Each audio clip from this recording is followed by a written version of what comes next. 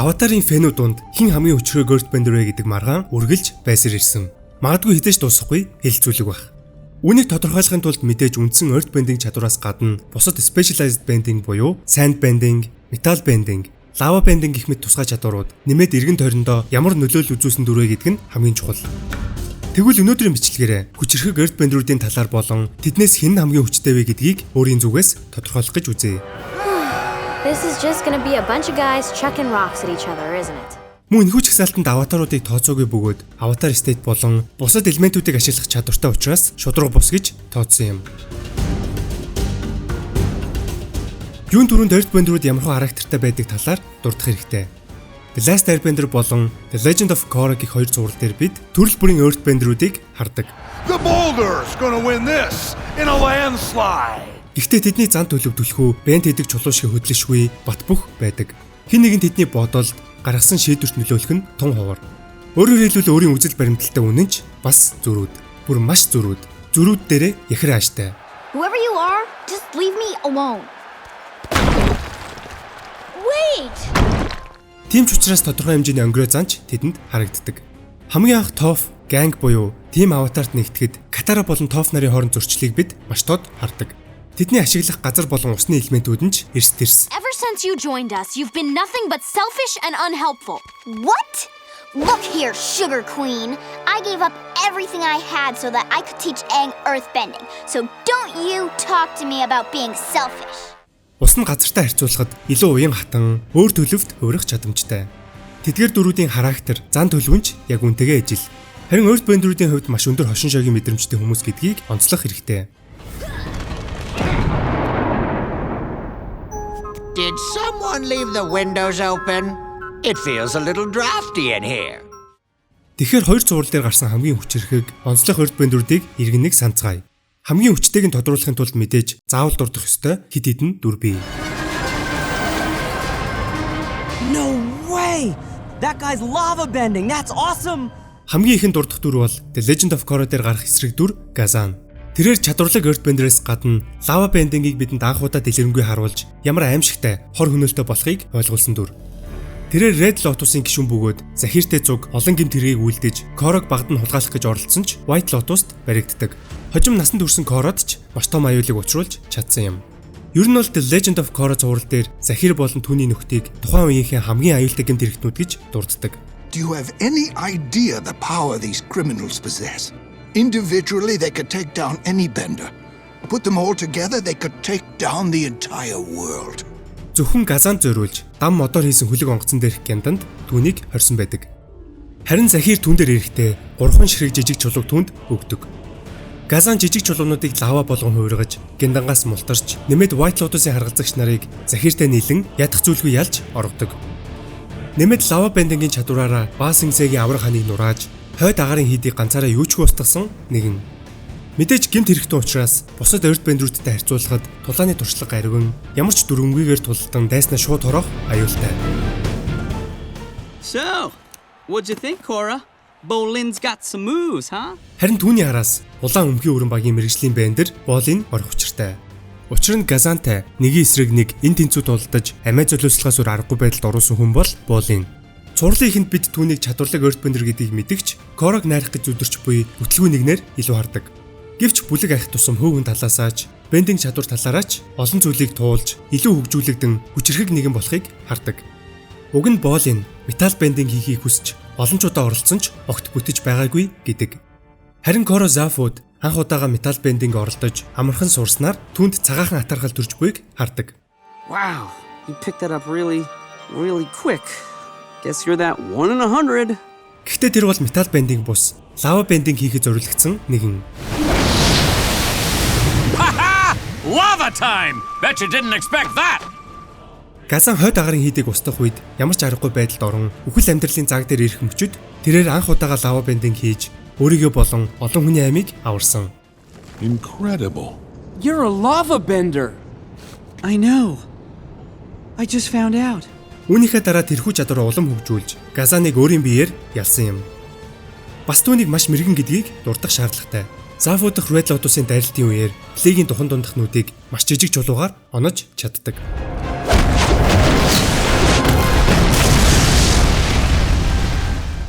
Тэгвэл лава бендрүүдээс гадна хүчрхэг металл бендрүүд ч бас бий. Тэдний нэг бол Тофийн охид болох Лин болон Суйин.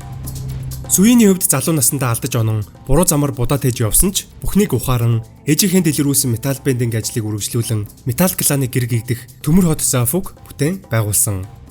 Тэр бол Dancer, leader, wife, mother, collector of rare meteorites.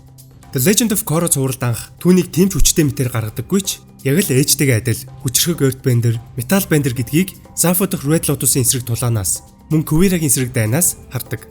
Мөн Коррад хамгийн анх металл бендингийг зааж өгсөн хүн бол Суйин. Тэгвэл түүнээс гадна их нэгтэй игч, цувралын хамгийн зүрүүд адаар ааштай дүр Лин Бэйфонг ч бас багтана. Lin Beifong? You're Toph's daughter. Тэр бол Тензиний экс, мөн Тофийн үүсгэн байгуулсан Бүгд найрамдах хотын цагдаагийн газрын дарга. Ямар ч эргэлзээгүй ээжийнхээ залгамжлаа. Бүр ааш авир талаасаа ч тэр. Тийм ч учраас Тофийн зааж зургасан бүхнийг эзэмшиж Бүгд найрамдах хотыг гэмт хэрэгтнүүдээс хамгаалах хүчрэг металл бендер болсон. Цувралын эхний бүлэгт Equalists болон Amond ялагдаж бендинг хийх чадвараа алддагч дараа нь Korra чадварыг нь сэргээснээр дараагийн бүлгүүдэд аватарт олон ач тусыг хүргэсэн. Зафуд байх үеэр Лин болон Суйинер хоорондоо тулдагч тулааны үеэр Линий биеийн байдал тааруухан байсныг дурдах шаардлагатай. Thank you, Captain. You can call me Kuvira. Харин Суйины доор ажиллаж байсан өөр нэгэн хүчрэг дүр бол фашист металл бендер Kuvira. Яг The Legend of Korra-гийн 3 дугаар бүлгийн сүүл хэсэгт түүнийг халтхан харуулад өнгөрдөгч 4 дугаар бүлэгт маш гинтээр дайсны дүрээр гарч ирдэг нь үнэн. Гэвч тэрээр ямар ч маргаангүй хүчрэг металл бендер. Red Lotus-ын хийсэн эмх замбраагүй байдлыг ашиглан газрын хаант усыг нэгтгэхнэрэн дор өөрийн хүчрэг армийг босгож дарангуйллаа эхлүүлсэн. Тэрээр ганцаархнаа 20 дэрэмжин гэрдүүл жижиг төмрийн хилтерхиинүүдийг ашиглан ялж Захираас болж асар том трама амссан Korra-та нэг эсрэг нэг тулдан ялалт байгуулж байсан. Looks like the Avatar is a little off her game. Харин Opal болон Jinora нарын ачаар Korra эсэмэнд мултарч чаддаг. Түүний бендинг чадрууд дээр нэмээд удирдах чадвар, хин нэг өөртөө уруулан ашиглах, дайснаа гарцаагүй байдалд оруулах, төлөвлөгөө боловсруулах чадварууд нь түүнийг асар хүчрэг болоход том нөлөөг үзүүлсэн. Үүнийг ч цувралын сүүлийн бүлэгт Бүгд найрамдах хотод учруулсан хохирлоос нь харж болно. Мөн эдгээр дүрүүдээр нэмээд анимашн зураг дээр гардаггүй ч canon гэж тооцогдох Avatar Kyoshi-гийн адал явдлыг өгүүлэх 2 бит ном дээр гардаг дүрүүдийг ч бас дурдж болно. Нэгэн цагт газрын хаант улсын нэр бүхий улс төрж Earthbending-ийн мастер байсан Jianzhu. Мөн Kyoshi-гийн үед түүний дотны найз хурамч Avatar гэгдэж байсан Юн гэх мэт дүрүүд гарцаагүй хүчрэг Earthbender-ээр нэрлэгдэнэ. Харин хэн хамгийн хүчтэй вэ гэдэг асуултанд фэнүүд донд үргэлж ихний байрыг булаалдах 2 дүр бол Omoshu-гийн хаан, White Lotus-ийн хамгийн хүчрэг Earthbender King Bumi. Boomy, you're a mad genius. Мөн Avatar ангийн Earthbending-ийн багш Avatar Korra-д ч бас их зүйлийг зааж сургасан сохор дэрэмжин очид Toph Beifong. Your champion, the Blind Bandit! Bumi бол тулааны туршлагаараач тэр дан ганц Earthbender-үүдээс гадна хүчрхэг дүр. Түүнийхээ чачаар Omoshu-гийн хаан болсон биз. Харин яг юу түүнийг бусад Earthbender-үүдээс онцлог болгодог вэ? The Last Airbender цуврал дээр Bumi 112 настайгаар гардаг. Учир нь тэрээр 100 жилийн өмнө Аангтай найзууд байсан. The world's greatest super slide. Boomy, you're a mad genius. Ер нь Earthbender-үүд бусад хүмүүсээс илүү урт наслах боломжтой бөгөөд газрын хаант усаас төрсэн Avatar Kyoshi Earthbending-ийн техник ашиглаж 230 наслсан гэдэг. Харин Airbender-үүдийн хувьд бясалгал болон сүнслэг чадварын ачаар мөн ялгаагүй урт наслах боломжтой. Харин анги мөсөн ууланд 100 жил хөлдөж амьд үлдэхийн тулд маш их энерги зарцуулсан тул мөсөн уулнаас гарснасаа хойш урт насалж чадаагүй.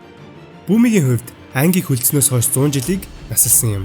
Гэвч 112 наснда баймааргүй хурдан шалмгай хөдөлгөөнтэй булчин шүрмс нь чангарсан нэгэн.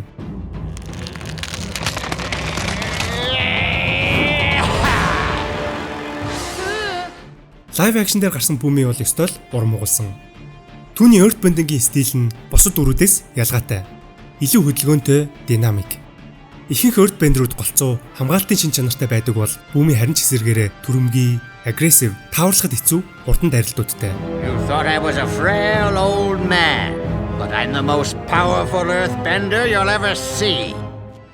Ангитэйсэн тулаанаар түүнийг шороог эс болгон хувиргах, Genomite буюу чулуун чихрийг бэнд хийх гэх мэт сонирхолтой чадруудыг хардаг. Харин Omoshu-г галын ус эзлэх үеэр Bumi ямар ч эсэргүүцэлгүйгээр бууж өгөн баригдаж хотоо буцаан эзлэхэд хамгийн тохиромжтой зөв цагийг хүлээдэг. Энэ бол сармагжийн буюу юу ч хийхгүй байх. Earthbender-уудын хувьд хамгийн чухал чадвар. Neutralging is the key to earthbending. It involves listening and waiting for the right moment to strike. Харин нар хэртэл болох үеэр тэрхүү зөв цаг ирж Бүүми цор ганцаараа галын улсын армийн эсрэг юу ч болоогүй юм шиг тулдаж хотоо буцаан авсан. Wow, you took back your whole city all by yourself. Хэдийгээр галын улсын арим энэ үеэр firebend хийх боломжгүй байсан ч галын улсын барьсан том барилгуудыг earthbending ашиглан нүүлгэж аврах том озайн төмөр хөшөөг хотын оройгоос буулгаж чаддаг. Харин сойзны солиор гарч анги болон озайн нарын сүлийн тулааны үеэр White Lotus Basin-ыг галын усаас буцаан эзлэхэд Airo болон бусад өгчүүлийн хамтаар хамгийн чухал үргийг гүйцэтгсэн. Тэгвэл Бүүмитэй мөр зэрэгцэх нэгэн гоц earthbender бол яах аргагүй Toph Beifong. Язгууртан гэр бүлээс гаралтайч харамсалтай төрөлхийн хараагүй төрсөн нэгэн. Toph ердөө 12 наснда Earth Rumble 6-гийн бүх хүчрхэг дулаанчдыг яалж тэндэж сохор даримчин нэрээр алдаршсан. I never knew. Your daughter's amazing. Харин ангитай танилцсанаар үргэлж эцэг хийхээ хараа хяналтанд өөрийнхөө бус байхаас залхаж гэрээсээ оргон тим аватарт нэгдсэн. Тэрээр дан ганц ангид earthbending заахаас гадна Korot ч бас их зүйлийг зааж сургасан. Өөрөөр хэлбэл амьд цэрүүн хугацаанд 2-2 аватарыг бэлтгэсэн. Pathetic. Of all the avatars I've worked with, you're by far the worst. I know that's only one other avatar, but still. Түүний хүчрхэг мөн авяаслаг болсон хамгийн гол шалтгаан бол хамгийн анхны earthbender-үүд буюу газрын хаан тусад амьдардаг аврах том сохор номингоос суралцсан явдал. Анги хамгийн сүүлийн буюу firebending сурч чадахгүй бодолж Zuko-ч мөн уур хилэнгээ ардаа орхиж тэрхүү уур хилэнгээс нь гардаг байсан firebending-ийг ашиглаж чадахгүй болсноор хүнд байдалд ордог.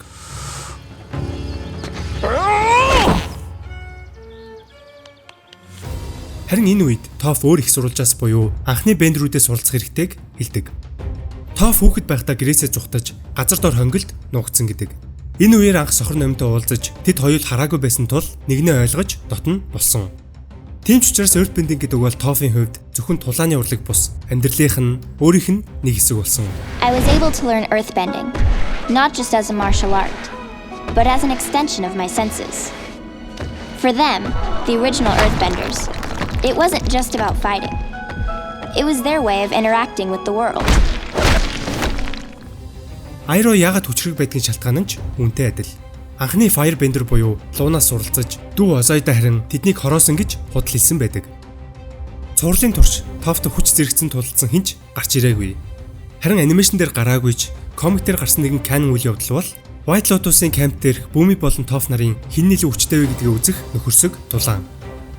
Энэхүү тулаанд ялагч тодорлгүй тэнцээгээр дуустагч тэд дараа тулаанаа үргэлжлүүлэхээр тохиролцдог.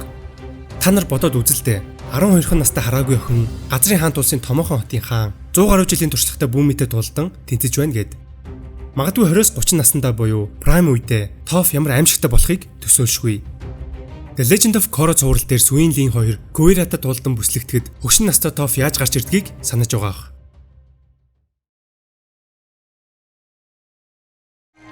You give metal benders a bad name. Toph-ийн эсрэг юу ч хийж чадахгүй гэдгээч Kuwira мэдэж байсан тул тэднийг явуулдаг. Үүнээс гадна чичиргээгээр мэдрэх metal bending, sand bending-ийг хэрэглэж чаддаг. Бүр хамгийн анх metal bending-ийг нээж өөрийн бүх сурсан мэдсэн зүйлсээ дараагийн үедээ өвлүүлэхээр metal bending academy хүртэл байгуулсан. That statue honors the first metal bender, Toph Beifong, who expanded the possibilities of what benders were capable of. Энэ ч хожим бүгд найрамд хотын metal bender-үүдээс бүрдэх цагдаагийн газрыг байгуулахад чухал нөлөөг үзүүлсэн юм. Энэхүү ертөнцид түүний хийж бүтээсэн, дэлгэрүүлсэн, нөлөөлсөн зүйлс дурдаад дуусахгүй олон. Oh man. I can't. This can't be happening. What, do you have to pee or something? No. Well, now maybe. You're my hero. Түүний ачаар Zafu босч, metal bender-үүд олноор төрж, Korra хүртэл metal bending хийдэг анхны аватар болсон. Тэрээр ангитай зуг галын улсыг ялахад хамгийн чухал өв нэмрийг оруулж, Korra-г фашист Kuwira-г ялахад хамгийн том нөлөөг үзүүлсэн хүн. Тэгэхээр миний хувьд earthbending-ийн чадвараараа бусад тусгай чадваруудаараа ч мөн ирээдүйн хойч үедээ хийж бүтээсэн нөлөөсөн зүйлсээрээ яах аргагүй Toph Beifong хамгийн хүчирхэг earthbender. Хэдийгээр сайн ээж байж чадаагүй ч earthbender талаасаа хамгийн шилтгэн. Одоо тэнгуү зарим Boomy гэж орж ирэх байх л та. Boomy ч байхыг үгүйсэхгүй. Гэхдээ Prime Toph ямар байхыг нэг бодоод үзээрэй. I am the greatest earthbender in in the world. Don't you two dunder. Бидний бичлэг таалагдсан бол лайк дарахаа бити мартаарай. Бас хэнийг хамгийн хүчрхэг Earthbender гэж бодож байгаагаа комментоор үлдээгээрэй. Дараагийн бичлэгээр уулзцгаая.